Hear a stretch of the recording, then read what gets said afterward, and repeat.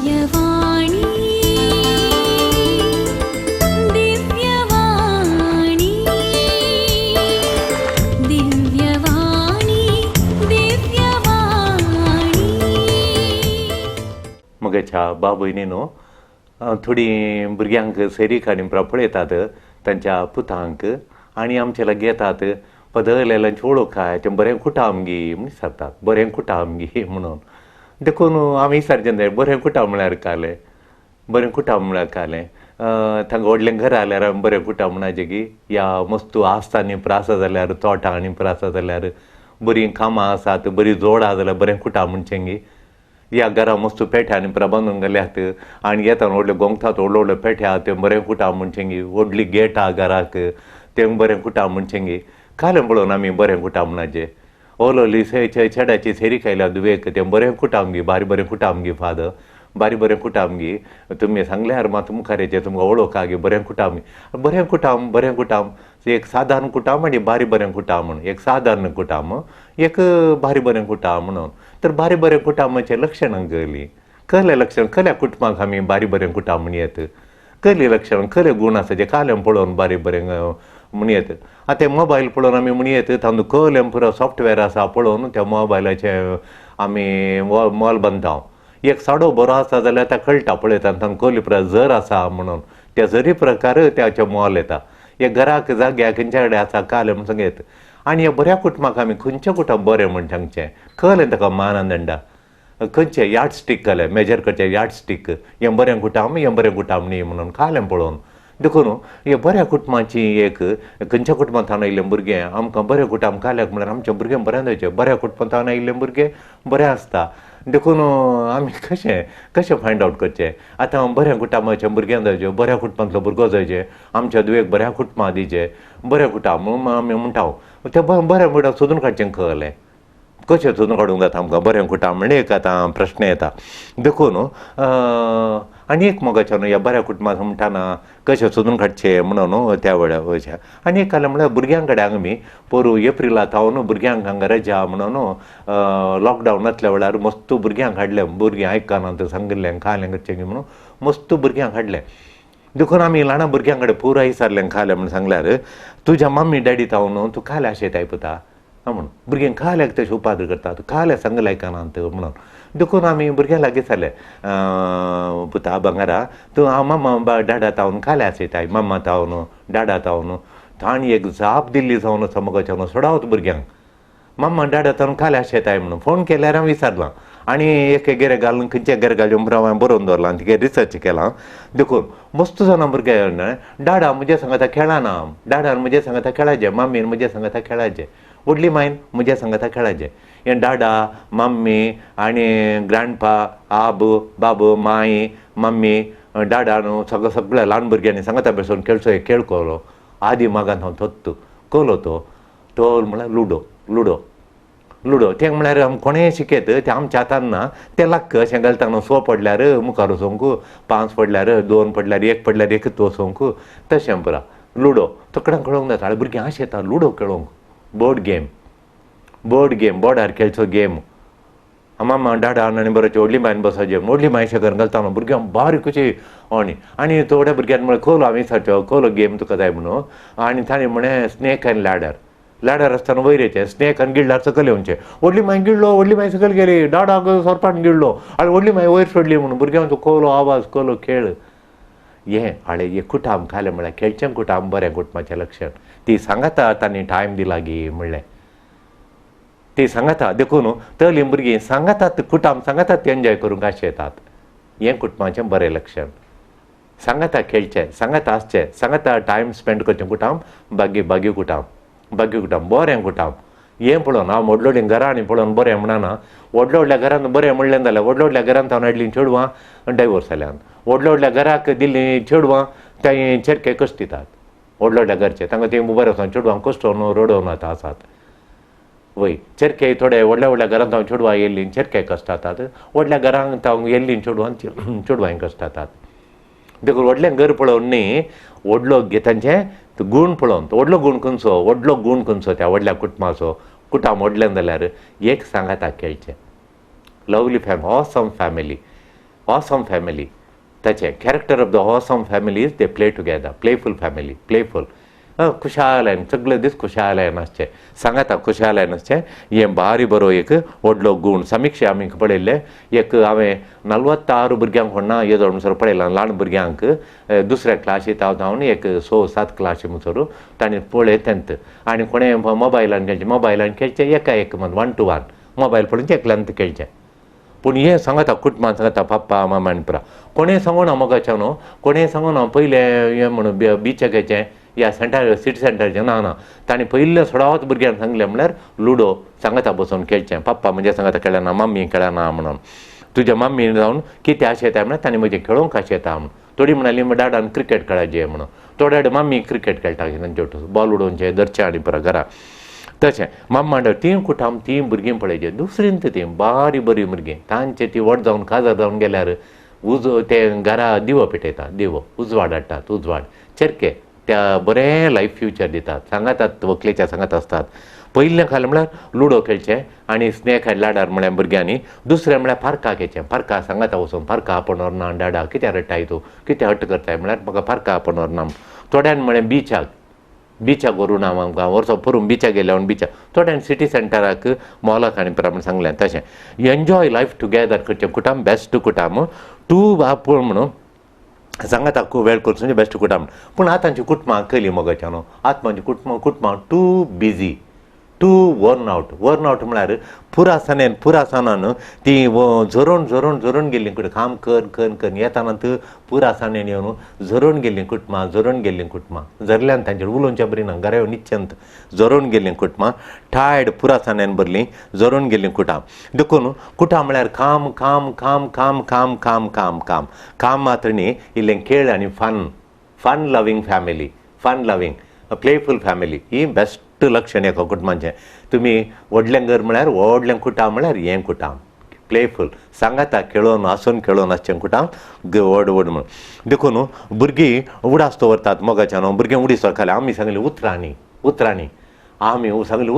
आमी तांकां दिल्लो अणभव आमी गेल्या कडेन थोड्या घरांनी पदरा बायलो आनी प्रमाण उडास्तो व्हरतात कित्याक आमी सांगलो व्हडले शर्माव न्ही तांच्या घरा शर्माव सांगलो न्ही ती भुरगीं उडास्तो व्हरतात काल म्हण आमी तांच्या सांगता खेळ्ळे तांकां सांगल्यो जोक तांकां खेळोन आमी सांगता आसल्या आनी आमी लुडो खेळोन बसले एका घरा आनी पदरा लुडो खेळ्ळो पदरा बीण जालो हांव बीण जाल्लो मागीर पदरा बीण जाल्लो आनी म्हण सांगतात म्हाका तें अशें तें लाक्काचें म्हाका बारी अशें वयतान घालचें आनी सरपान गिळचें तें म्हाका बारी खुशी खेळोंक भुरग्यां वाटत ती व्हडल्यान आसतात आनी टायम अर्दो घंटो कसो पास जाता म्हणना तशें ती भुरगीं उडास्तो म्हजो आतांय उडास्तो व्हरतात देखून आमची उतरांनी आमी खंयलीं बोगणां तांकां दिल्यात संतोशाचीं बोगणां दिल्यात की सांगाताचीं बोगणां दिल्यात की बेजाराय खाटचीं बोगणां दिल्यात की तीं बोगणां भुरगीं उडास्तो व्हरतात कितलीं वर्सां जाल्यार हांव पळयलां आतां एकलो आतां कांय 40-45 वर्सां आतांय ताच्या सांगता क्रिकेट खेळ्ळो उडास्तो व्हरता म्हणजे सांगता आमी क्रिकेट खेळटाले फादर म्हणून वॉलीबॉल खेळटाले फादर म्हणून आतां भुरगे सांगतात म्हाका तरणाटे भुरगे सांगतात वय आनी तशें तो अनुभव दिलो हांवें चेडवां भुरग्यांक सांगता अंत्याक्षरी सुरू कर न्हू हांवें चेडवांक दोगां ताका चेडवांक कंतारांतान परत सोलवयल्लें ती चेडवां मस्त उडास्तो व्हरना फादर तुमी आमकां सोलवयल्लें वता गी म्हूण सांगतात घरा येयल्या वेळार तशें देखून उपदेशक ग्रंथांत पवित्र पुस्तक सांगता पवित्र पुस्तक देवाचे उतार सांगता उपदेशकाच्या ग्रंथांत 9वो अध्याय 9वो श्लोक सांगता खरें म्हळ्यार तुजी पतीन देवान दिल्लें देणें तुका लायफ एन्जॉय करूंक तिच्या सांगता लायफ कुटाम एन्जॉय करूंक म्हणून तिच्या सांगता तेच्या भुरग्यांक सांगता तुवें संतोशान जियोंक तुका पतीन दिल्या म्हूण सांगता देखून डॅडीन भुरग्यांक दिवचें व्हडलें गिफ्ट आतां डॅडीन म्हज्या दिसार कोणी एकलो डॅडी आयलो ताका त्या गजान भुरग्यांक हांवें खंयलें गिफ्ट दिवचें म्हळ्यार तुवें भुरग्यांक दिवचें व्हडलें गिफ्ट केलें वता गी तें व्हडलें गिफ्ट जावन आसा त्या भुरग्यांच्या मम्मीचो तुवें लेखा व्हरतो मोग करचें डॅडीन भुरग्यांच्या मम्मीचो म्हळ्यार ताच्या पतीनीचो कितलो मोग करताय पळय तितलें तें भुरग्यांक स्टेबिलिटी दिता मुखार तांचें जिवन स्टेबल घट्ट पत्रां बरी व्हडलो रूख माड वार येताना हालता पूण व्हडलो तो रूख आहा पळय व्हडलो रूख सवल्याचो रूख बिठे रूख सवल्याचो रूख सगोडी रूख ते सादार मठाक हालानान घट्ट रावता कितल्या वारा आयल्यार घट्ट सादार मठाक हालानान ते घट्ट उमटून पडनान ते कितें म्हळ्यार तो घट रूख ते तुजें भुरगें थीर जायचें जाल्यार घट्ट रावचें जाल्यार जिणेंत तुवें तुज्या मम्मीचो मोग कर आमचें कुटाम मोगाचें कुटाम दाखयचें हें तुवें व्हडलें दे स्टेबिलिटी भद्रती शांती भुरग्यांक शांत आसता. तुमी मोगान आसतना भुरग्यांक ती शांती वाडटा, संतोश सोडटा आनी थंय तांचें तें आनी भुरग्यांची वाडावळ बरी जाता. भद्रती स्टेबल आनी तशें भद्रती मेळटा तांकां शांती आनी पुरो सेक्युरिटी, तांकां लायफ सेक्युरिटी मेळटा. सिक्योर ती भद्रतेन आंकांत आनी आंकांत भियांत वाडनासतना ती बरें कॉन्फिडेंशियली ती वाडोवन येतात भुरगीं. तुवें तुज्या त्या भुरग्यांच्या मम्मीचो मोग केल्ल्या वेळार मोग करीचें देखून मोग करतना ती तूं मोग करतना तांचे थंय कळ्ळें स्टेबल जातात गी म्हणून. देखून भुरगीं आसात आमकां तुमी खंय वचोनात गी, आमी सारकें खंय वचोनात गी म्हण सांगल्यार ना भुरगीं आसात खंय वचना आमी म्हणून. ना भुरगीं आसात देखून खंय वचना म्हणली सूख. भुरग्यांक काडून इल्लें वॉकाक इल्लेशें गुड्यार वती बसून येवचें, हळ्ळेन जाल्यार पेंटेन जाल्यार एक पार्काक बिचाक येचें भुरग्यांक सांगाता काडून. भुरगीं आसात खंय वचना म्हळ्यार समज जायना. भुरग्यां सांगा काडून आमी वचचें पडटा पळय. देखून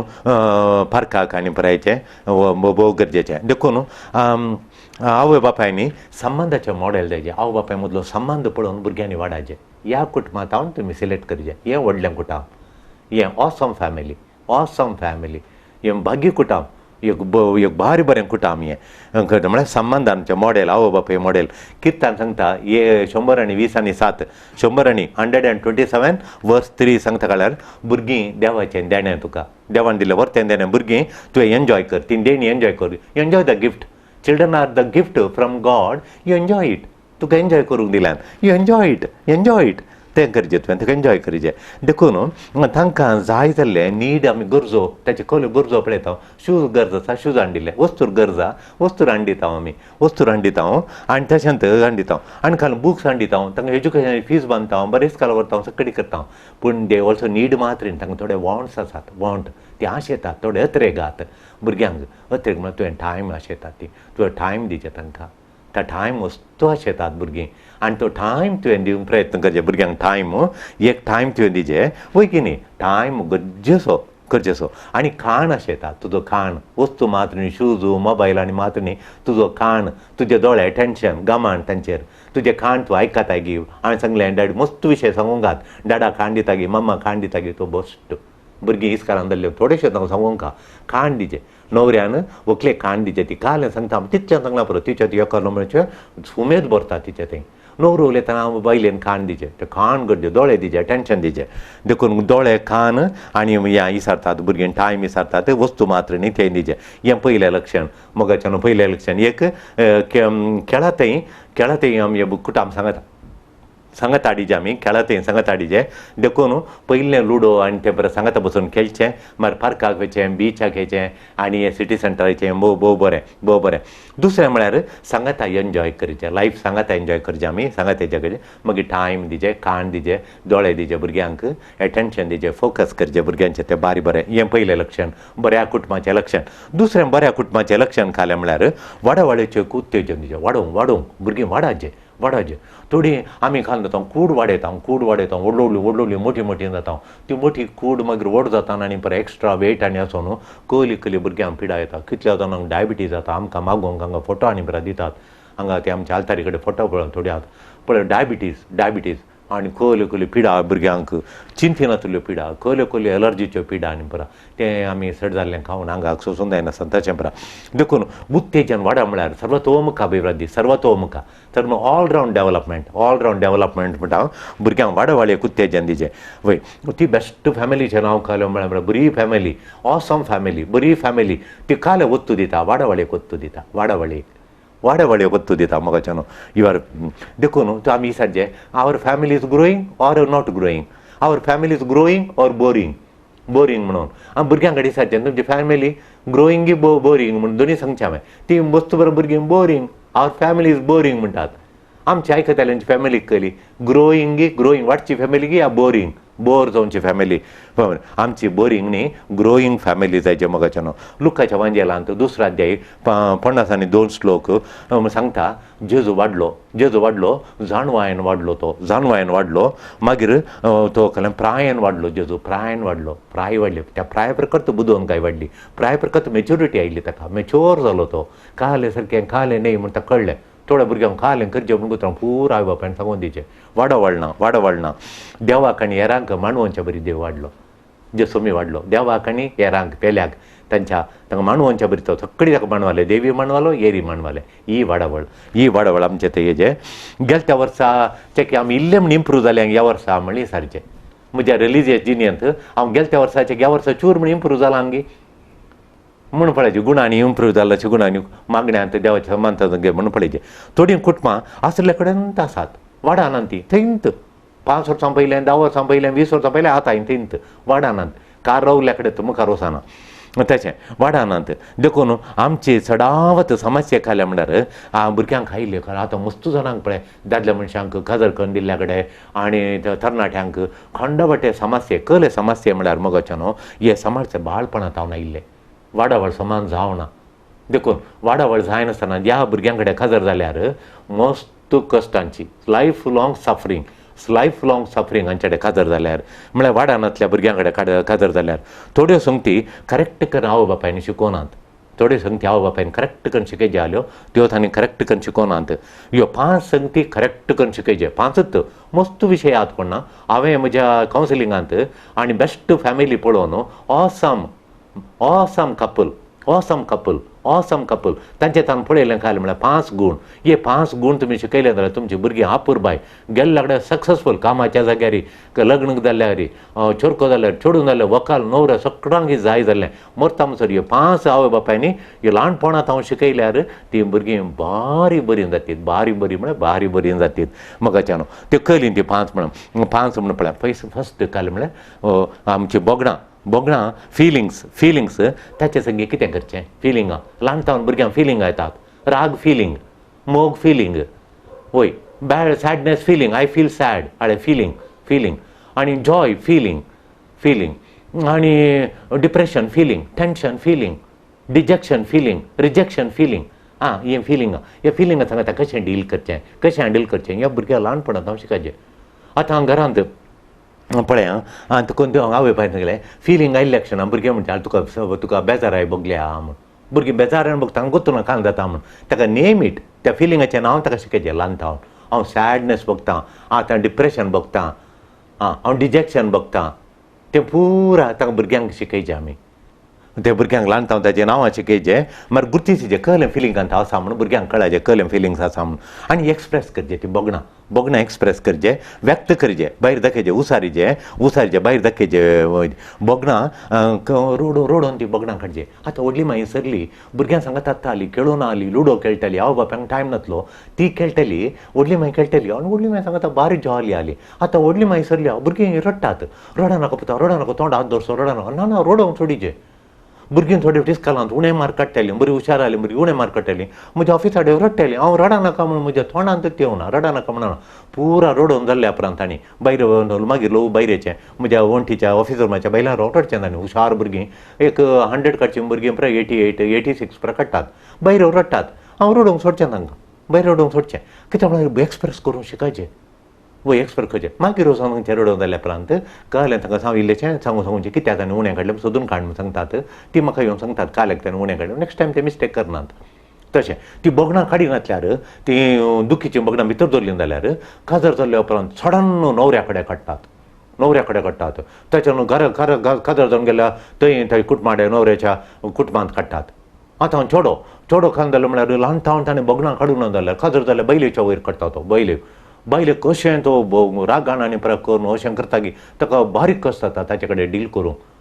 तो चेडवाचे वयर बोगणां काडटा आतां कळ्ळें गी मगाच्यान कित्याक ते राग आनी पेट्टात आनी अशें एक्ट करतात काल्यार तसो करता म्हूण कळना पळय सडन उबो जालो एवरी पेट खंय तावन ताळे ल्हानपण ताणें एक्सप्रेस करूं ना आतां एक्सप्रेस करता रॉंग वे ल्हानपण शिकयलें जाल्यार तांकां जाताना ते ल्हान गडीत जाताना तेताळ तो एक्सप्रेस करतालो ते ल्हान जातालो दवर कोणून मागीर एकच पेटीन बस्ट आउट बॉम्ब फुटल्या बरी ते चेडवा कडेन कळोवंक जाता गी ह्या चेडवान रागयले ताका चरख्या कळोवंक जाता की तशें कुटुंबां पाड जातात आतां व्यक्त करतात देखून बोगणां रोडोवंक आनी पुरो ल्हान भुरग्यांक हांव शिकयचें ल्हान भुरग्यांक हांव वय तांकां स्टॉप कर रडा नाका करिनाका सांगनाका म्हण सांग तें करूं न्हू the later on comes out with the powerful way ती येतात देखून वळखूंक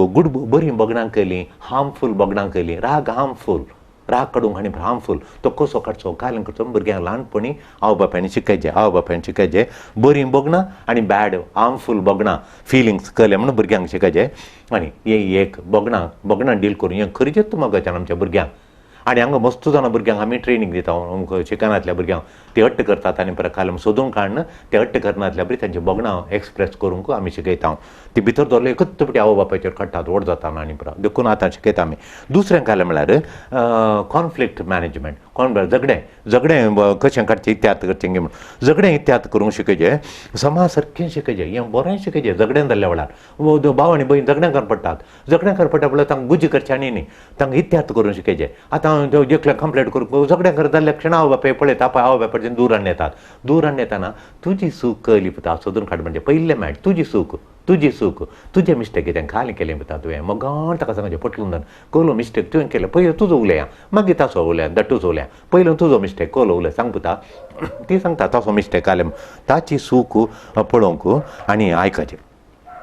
देखून पयलें ताची चूक सोदून काडूंक दुरसा नाका एटॅक करनाका दुरसा नाका चेडूं सांगचें ताका एटॅक करताय ताका ब्लेम करताय ना तुजी सूख देखून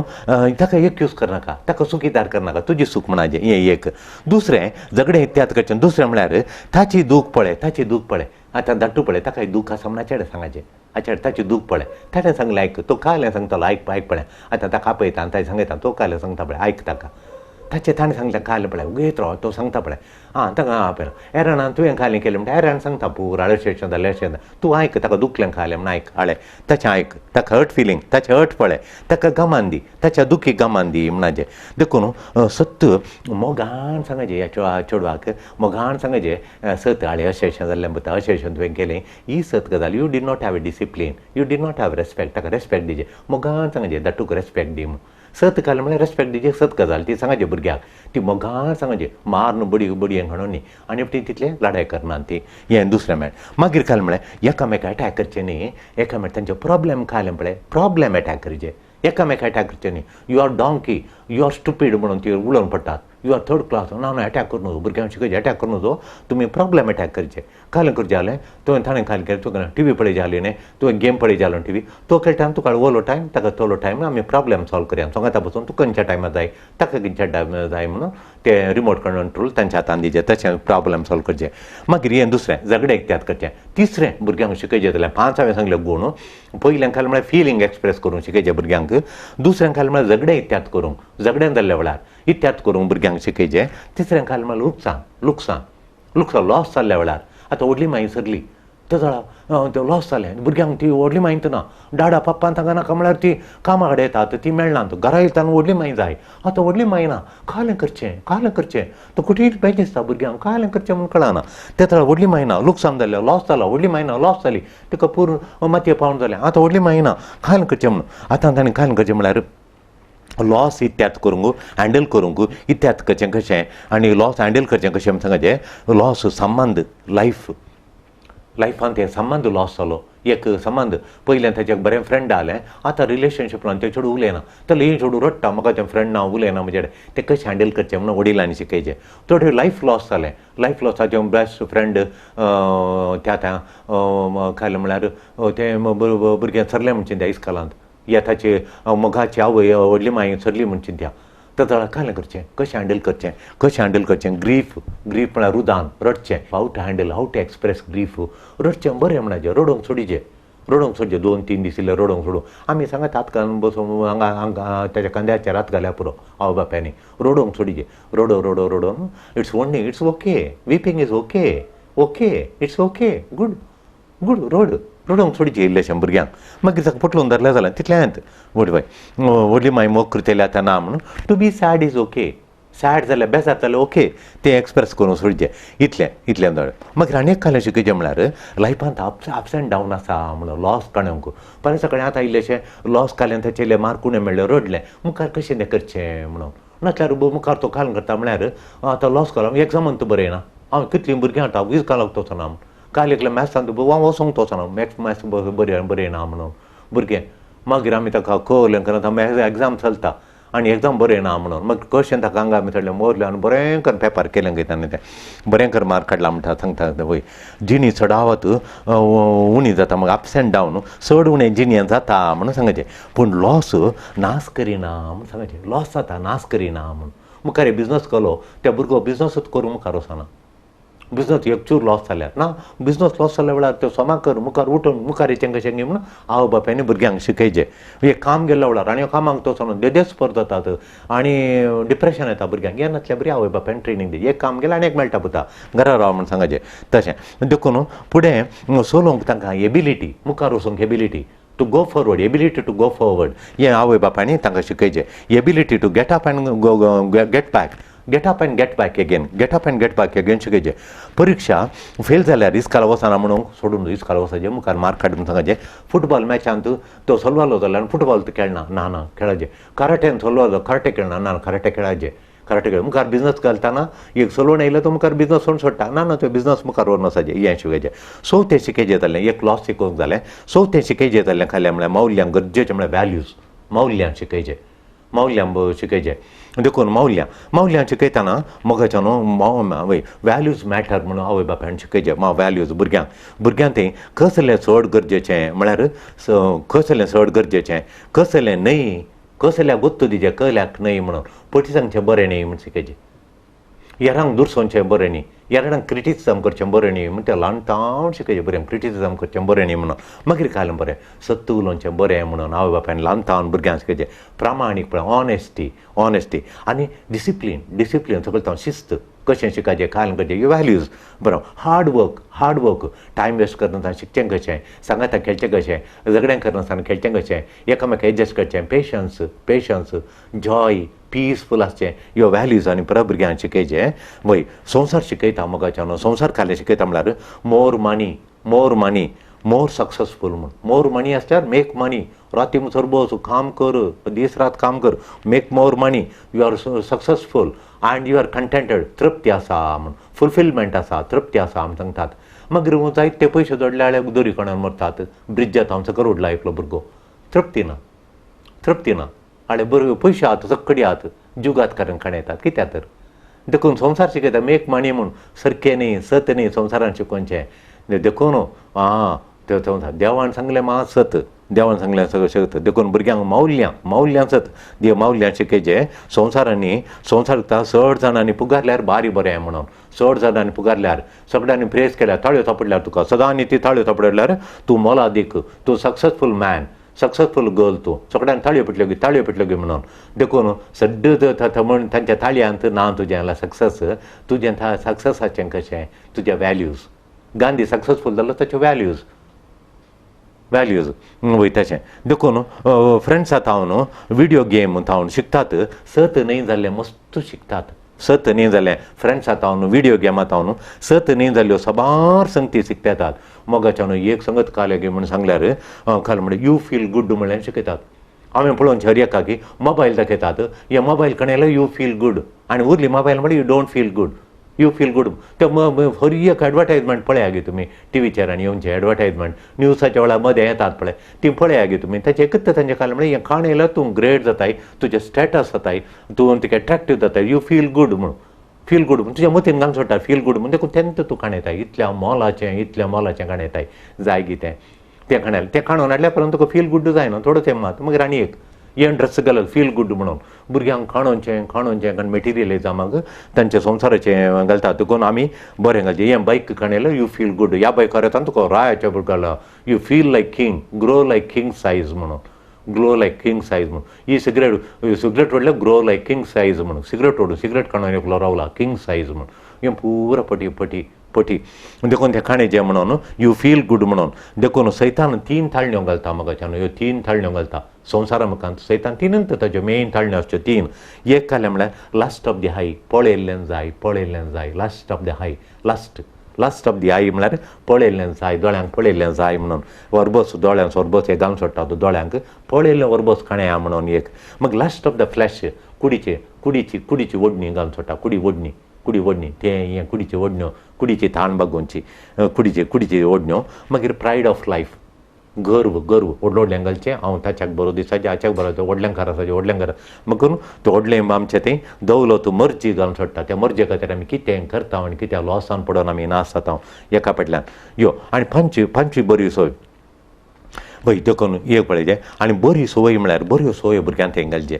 मावल्यांक घाल्ल्या उपरांत आमी बऱ्यो संवयो गूड हॅबिट्स भुरग्यांक तें घालचे आनी भुरग्यांक बऱ्यो ते घालच्यो म्हळ्यार वय म्हज्या बापान सांगलें खालें म्हळ्यार तुजे ते अश्यो बऱ्यो संवय तूं कोण घे म्हणून तूं कोण घे म्हण तुका रुपीत करता तुका रुपीत कांय न्ही तुज्यो अश्यो बऱ्यो साल तुज्यो बऱ्यो संवयो तुजे खरी संवय आहा तुजे कडेन सेवा करची संवय आहा गी यारां कडेन मोगान उलोवची संवय आहा गी तुका यारांक कशी आसात म्हूण समजोवची संवय आहा गी यारांक कश्ट जाता एक हात दिवची संवय आहा गी सेवा करची सेवा गी तें तुका ग्रेट करता यारांचें तुका ते बाबान म्हाका जें सांगलें वय आनी आमचो एक फादराब म्हणटालो केदाळय फादर म्हणटालो तो आप्पू फादरा म्हणटालो केदाळय manners makes makes the man तूं आज ग्रेट जालाय जाल्यार तुज्या मॅनरांनी केल्लें म्हूण तो फादराब केदाळ सांगतालो तो आतां घेवन फादराब ना तशें आमची वाटच्यो दोन वाटो मोगाच्यान आमकां वाडोवच्यो दोन वाटो आमी व्हड जावच्यो दोनूच वाटो खंय म्हळ्यार बाय आमचें एग्जाम्पल म्हजो दाखलो हांवें दिचें म्हज्या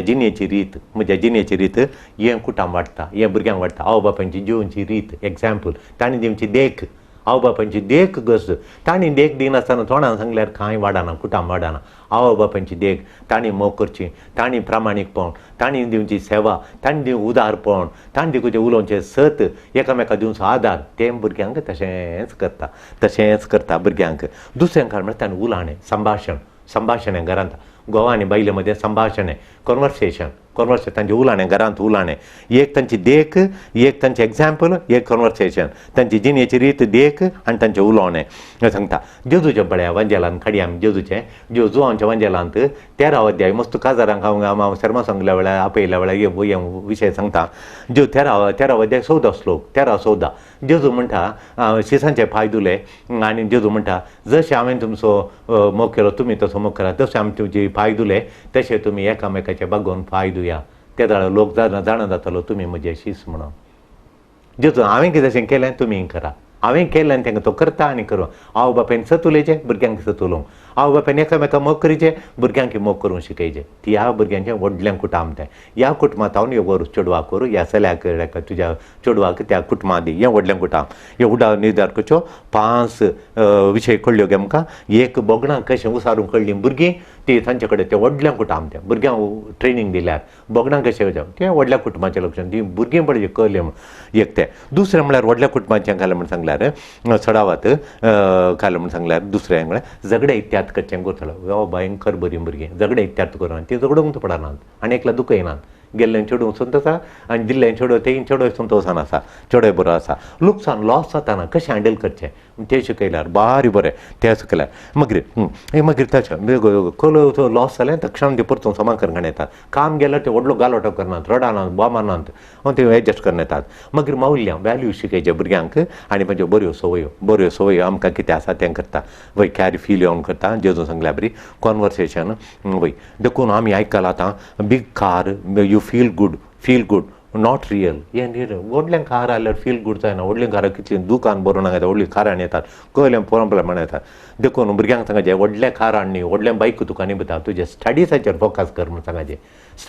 स्टडीसाचेर बरी ही बरी संवय शिकची बऱ्यो संवय डिसिप्लीन बऱ्यो संवय बरें कर शिकोवन वयर ये बरें काम पळय हें तें व्हडल्या कारार येचें व्हडल्या वस्तूर घालचें व्हडल्या मोबायलान तें न्ही यू फील गूड न्ही तूं फील गूड बरें मार्क काडटा यू फील गूड बरें काम मेळटा यू फील गूड म्हणून सारकें तांकां सांगाचें देखून द्वितीय नियम 16 अध्याय 7 श्लोक सांगता शिकय देवाचे उपादेश म्हणून सांगता द्वितीय नियम 6-7 हें आमकां सदांच शेनवाराच्या रातच्या मागण्याक आसा हय रातच्या मागण्याक देवाचो उपादेश तुज्या भुरग्यांक शिकय केदार शिकय तूं घरा आसतना भुरगीं घरा आसतना आनी तूं भुरग्यां चलताना मागीर भुरग्यां तांकां खेळोंक तूं चलोवन येताय पळय गुड्याक वॉक करताय पळय तेदळा न्हिदताना आनी उठताना म्हळ्यार सगळ्या वेळार रावंड द क्लॉक भुरग्यांक देवाचे उपादेश शिकय म्हूण सांगता त्या दाळा तूं व्हरतो जाताली हें सत मस्त कुटुंबां मागीर हें अशें करना आमी मस्त कुटुंबां हें शिकयना मस्त कुटुंबां देवाचो उपदेश आमी भुरग्यांक शिकयना नॉट फॉलो इट म्हणून तशें देखून आनी एक खायलें म्हूण सांगल्यार मोगाच्यान आमचें कुटाम वाडचें कुटाम बरें कुटाम म्हूण सांगलें ऑसम फॅमिली आमी मस्तुपटी वाडना कशें वाडना म्हळ्यार क्रिटिसायम टिका केल्यार आमी वाडना टिका केल्यार टिका केल्यार वाडना आनी नॅगींग जरोनचें सांगलें तुवें तशें केलें ल्हान सुकी धरून जरोनचें बॉक्सांनी म्हणलें ना जरोनचें नॅगींग म्हणटा आनी कंप्लेन करचें करचें केदाळे दूर दिवचें कामा कडेन काम करना दूर दिवचें ताचे भशेन दूर दिवचें देखून मगच्या न्हू क्रिटिसिजम तुजें कामान फोकस तुका नाका जाल्ल्याचेर घालूंक नाका जाल्ल्याचेर गरज न्ही जाल्ल्या वेळ ताच्या चुकीचेर नाका जाल्ल्याचेर तुजें कामान घालिशें करता तुजें जेवण व्यर्थ करता क्रिटिसिजम केल्यार फोकस ताचेर न्ही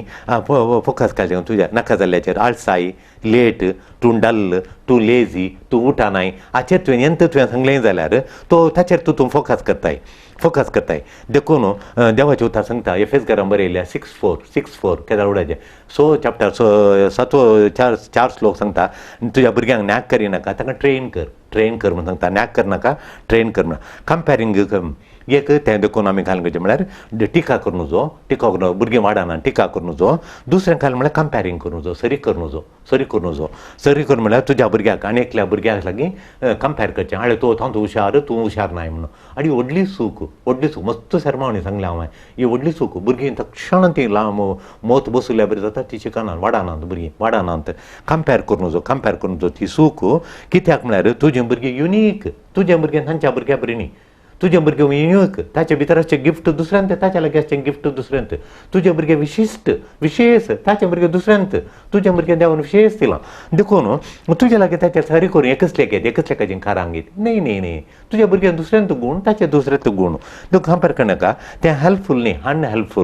हेल्पफूल न्ही उपकार ना तें कांय उपकार ना गलेचे घर बरयल्या पत्रांचो 6 अध्याय 4 श्लोक सांगता 6:4 सांगता काय म्हळ्यार डोंट कंपेर कित्याक म्हळ्यार आय एम बेटर कशें म्हळ्यार तुका आनी I am better than haem गर्वाक कारण जाता देखून कंपेर करनाका म्हणून बारी देखून आमी कंपेर करूं नजो आनी क्रिटिसिजम करूं नजो हें वाडावळेक मारेकार उरले 5 वाड्या हाडटा तशें आतां मगच्या न्हू हॉसम फॅमिलीचो तिसरो गूण खाले म्हळ्यार एक बारी बरें कुटुंबाचो तिसरो गूण म्हळ्यार प्रोटेक्ट करचें कुटुंबा एकामेकाक प्रोटेक्ट आदार दिवचे तें तांकां रक्षण करचें एकामेकाक रक्षण करचें उपदेशक ग्रंथांत 7 अध्याय 9 श्लोक सांगता एकल्या प्रास 2 जण बरे म्हणून एकल्या नासच्या बदलाक 2 जाण आसचे येलोन वय एकल्या नासच्या बदला पडल्यार 2 जाणांच्या बरें कित्याक म्हळ्यार एकलो पडल्यार आनी एकलो उखलता एकल्या प्रास 2 जाण आसचें बरें म्हणून एक सुरो बरो न्ही कित्याक म्हळ्यार कुमो करूंक कोणी ना देखून एक सुरो आसचें बरें न्ही घुमो करूं म्हणून दॅट्स वाय प्रोटेक्ट एकामेकाक प्रोटेक्ट करचें म्हणून बिकॉज कित्याक म्हळ्यार ते जतन खणयतात एक सुरू जाल्यार जतन खणूंक कोणी ना कॅर करूंक कोणी ना देखून जतन खणीचें जाल्यार 2 जाण आसाचे म्हणून 2 जाण बरें म्हणून देवाचें उतार सांगता जिणेचीं 3 वादळां येता न्हू भुरग्यांक शिकयचें 3 वादळां फेस करूंक शिकयचें भुरग्यांक 3 वादळां 3 स्टॉर्म्स ऑफ लायफ जिणेचीं 3 वारें वादळ जिणेचीं 3 स्टॉर्म्स आतां म्हणल्यार पोर 3 दीस कोलो पावस आनी वारें वादळ ह्या पावसाक आमी खाल्या भुरग्यांक शिकयचें म्हळ्यार आमी काल शिकयचें म्हणून सांगल्यार भुरग्यांक बदलावण चेंज येताना ते फेस करूंक शिकयचें चेंज फेस करूंक वाडवल हँडल करूंक आमी शिकयचें मगाच्या न्हू दुबय तावन 10वी शिकून जाल्ल्या उपरांत PUCक चेडक्याक हांगा घालो तो डल जावन मेंटल हॉस्पिटल वचचें पडलें ताका हांगा एडजस्ट करूंक जावना ताणें कावन्सिलींग हाडूंक ना मागीर ताका चड जावन ताका डिप्रेशनां जावन थंय क्लासींत उठोवन ताणें बॉब घालूंक आनी परत सुरू केली पण ताणें डिप्रेशनाक गेलो भुरगो थंय दवे तावन हाडलो आनी हांगा घालो हांगाच्या बरें एडजस्ट करूंक जावना ताका ताचे वयलें कावन्सिलींग जायचें जालें आनी कोणी म्हणान कावन्सिलींगाचें बॅड म्हणून खंवटें तेंचें बॅड न्ही एक ते सलाह काडूंची अत्मीक सलाह काडूंची बॅड कितें वा वायट कितें तें बरें कितल्या जाणां भुरग्यांक हांगा हाडल्या उपरांत हांवें मुसलमान सांगून ती दुबयचीं गल्फाचीं भुरगीं ती हांगा गेल्ल्या वेळार तांकां हांगा कावन्सिलींग आयिल्ल्या वेळार तांकां पुरो हँडल करूंक शिकयलां कशें फेस करचें कशें खाल्याक हांगा हाडलां कशें सिच्युएशन मेंगलोर तांकां सांगतना सलाह घालता फुटबॉलांत पळय खेळूंक ट्रेनींग बरी घालता हें ट्रेनींग मात इल्लें ट्रेनींग दिवचें हांवें देखून कावन्सिलींग म्हळ्यार कोचिंग दिनासतना फुटबॉल खेळूंक जाता की क्रिकेट खेळूंक जाता कोचिंग दिवचें भुरग्यांक तांकां फेस करूंक जाता बदलावण काडूंक देखून मग दुसऱ्यांक खालें म्हळ्यार एक त्यो वाऱ्या वादळ बदलावणाचें भुरग्यांक कांगाल जावन येतात कशें वारें येताना दर्या जावन येताना रूप झाडां मोडोवन पडटात की हांची तकलीत इराळ जावन येता हांगा चिस्काल एडजस्ट करूंक जायना तशें एक तें दुसऱ्यांक खाल्याक म्हळ्यार मगाच्या न्हू आनी एक हार्मफूल हार्मफूल आयडियातावन भुरग्यांक प्रोटेक्ट करचें रक्षण करचें वय एक बदलावण येतावन भुरग्यांक राखपाचें आमी रक्षण करचें तांकां प्रोटेक्ट करचें दुसरें हार्मफूल आयडियातावन तांकां प्रोटेक्ट करचें रक्षण करचें 18 वर्सांच्या प्रायाचेर मोगाचें न्हू 18,000 वरां मोबायल पळयतात तीं 18 वर्सांच्या प्राय जाताना 18 वर्सां मोबायल आनी टी व्ही पळयतात म्हणून समिक्षा सांगता 18,000 तुका 18 जाताना तुवें दिल्लो टायम मोबायलाक दिल्लो टायम 18,000 hours दिलाय तुवें देखून मोगाचें न्हू रॉंग आयडिया 18,000 hours 18,000 वरांनी कितलें पुरा भाड तांच्या मतीन घालां पळया देखून सेक्सा विशयांत लायफा विशयांत लैंगिका विशयांत जिणे विशयांत आनी वायलंस वेळान जिणी सेक्स आनी पुरा हें रॉंगली प्रोट्रेड मोगाचें न्हू रॉंगली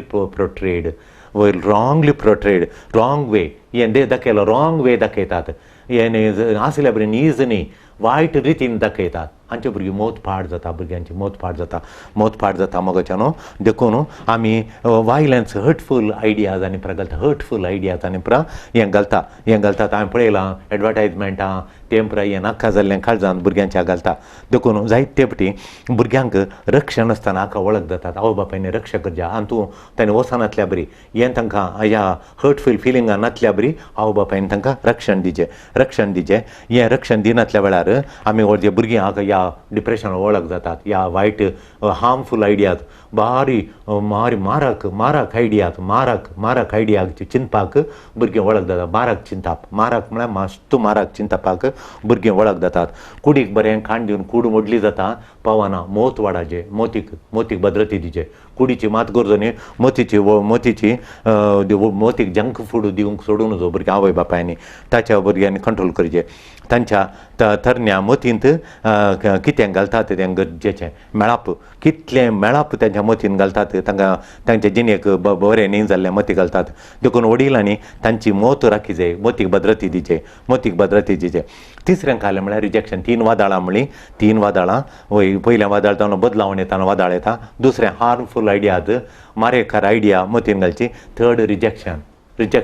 आवय बापायनी तिरस्कार करूं नजो भुरग्यांक खंयी भुरगीं जावं दी तिरस्काराचें बगणेलो दिवं नजो म्हजें बळ उणें जाल्ल्या वेळार म्हाका सांडी नाका म्हण मोगाचें न्हू म्हजें देवाचे उतार सांगता किर्तन 71 71:9 सांगता काले म्हळ्यार म्हजें बळ उणें जाताना म्हाका सांडी नाका म्हण म्हातारीन प्राय जाताना बळ उणें जाता तेन्ना तरणाट्यांनी वडिलांक सांडूं नजो ताणें तुमकां त्या दळा तुमी ल्हान आसतना ताणीं तुजें नाक पुसलां आतां तांचें नाक तुवें पळसाचें तूं ल्हान आसतना रडटाना ताणीं तुजें दुकां पुसल्यान आतां तें वडिलांचीं दुकां पुसुचें थोडीं आसात दुबाय आनी आवय बापायक चूर जाल्या वेळार कितलें भोगता म्हणना तांकां दुकां पुसतात देखून दुकां पुसचें सांडूं नजो हें कुटाम वडिलांचें कॅर करण्यान मात बागी कुटाम व्हडलें कुटाम केळी वडिलांचें जतन करता तें बागी कुटाम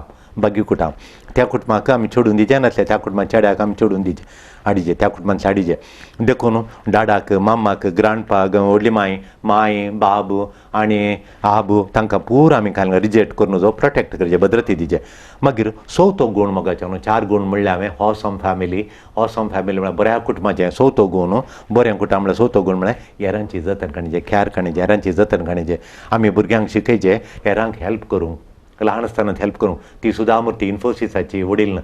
ती म्हणटा बॉस म्हणटा सुधा मूर्ती तिणें भुरग्यांक आपूण काडून त्या गतांतल्या भुरग्यांक थंय येचें आहलें खंय तांचेर न्ही दिवचें खंय कितले फावटी म्हज्या आवयन आमगे रांदय जाताली ती दुबळी येतली कांय ना इल्ली रांदय आमच्या हातान दिवचें तांकां दिवंक नारळ म्हज्या हातान दिवचें पणस जाताली एकच ती एक पणस पाड जावंक सोडिनातली हांव एका घराक गेलो तेंच्या घरा बरे पणस पडल्यात कोणाक दिवनात सकल पडल्यात म्हाका आमच्या घर सोड आसली एक पणस मागीर पाड जावंक सोडिनातली गरे आनी प्रकांड मिठान घाल्ले सगळां इल्लेले बुटलेन घालून दिवचें प्लास्टिकान घालून दिवचें इल्लेले पुरो गरे काडचे नासल्यार पणस दिवचें हेरांक तशें कुमो करूंक सेवा देखून हे फावटी आमी मस्त घरान गेल्या पणस आनी आमी भायर दवरतले आयल्या लोकांक पुरो दिल्यात कितल्या लोकांक दिल्यात म्हण दुसऱ्यांच्या घरा दिसाचे पणस जाल्यार दिया म्हूण बरे बरे पणस हाडचे कोणाच्या घरा बरे पणस आहात म्हणून आमकां कळयतात तांच्या घराचे पणस हाडचे आनी हांगा दोर दिवचे आमी दिवसरांक आपण फोन करून दिवचे देखून सेवा देवाच्या आनी हेरांची सेवा करूंक शिकयचे देखून देरांचे कॅर करवंक शिकयचे सेवा करूंक शिकयचे देखून आमच्या हातांनी कापी तिंडी दितना भुरग्यांचे तांगेली कापी दिवाळ भायर एकलो आयला तर कापयान तिंडी दी म्हणून भुरग्यां कडेन दिचे कापयान तिंडी धर्मदूताच्या कृत्या पुस्तकांत कोर्नेलियोस उदारपणी दिता कोर्नेलियोसाची काणी वता उदारपणी दिता तो ग्रेस्त मनीस तो क्रिस्तांव जाल्ल्या तक्षण उदारपणांनी नातिल्ल्यांक विधवेंक आनी परतो दिता देखून वडिलांनी उदारपणान दिवचे भुरगीं पळयल्यार तीं व्हडलीं उदारपणान भरतात भुरगीं उदार जातात देखून आमी शिकयचे उदारपण हें व्हडलें देणें आमी दिवचें मोगाच्यान आमचें व्हडली फॅमिली म्हळ्यार आमकां कळ्ळें मोगाच्यान आमची व्हडली फॅमिली म्हळ्यार प्ले टुगेदर व्हडली फॅमिली प्ले टुगेदर आनी भायर आपण वचचें भुरग्यांक बिचाक पार्काक आनी खेळचे लुडो खेळचो टायम दिवचें खाण दिवचें तें व्हडल्या फॅमिलीचें लक्षण मोगाच्यान व्हडल्या फॅमिलीचें लक्षण दुसऱ्यांक खालें म्हळ्यार आमी पळयलें खालें म्हळ्यार बोगणां कशी फिलींग करचें म्हणून आमी भुरग्यांक समस्या सडावत समस्या आयल्या वेळार ल्हानपणी आसतना जावन आमी शिकयचे भुरग्यांक 4 विशय ते शिकयचे 5 विशय कशे म्हणजे खंयचे वाडावळेक मुख्य न्ही म्हणून मागीर आनी एक व्हडलो गूण आमी पळयलो की तें वाडावळेक मारेकार गे म्हणून क्रिटिसिजम करचें टिका करचें आनी कंपेर करचें बारी मारेकार म्हणून जालें तिसरो गूण आमी शिकयचे कलो भुरग्यांक म्हळ्यार भद्रती दिवची एकामेकाक भद्रती दिवची चवथो गूण कितें म्हळ्यार जतन काडूची सगळ्यांची हे गूण घालून आमचे कुटामी व्हडलें कुटाम करया ऑसम फॅमिली करया आमच्या ह्या गुणांनी प्रेज द लॉर्ड हालेलुया.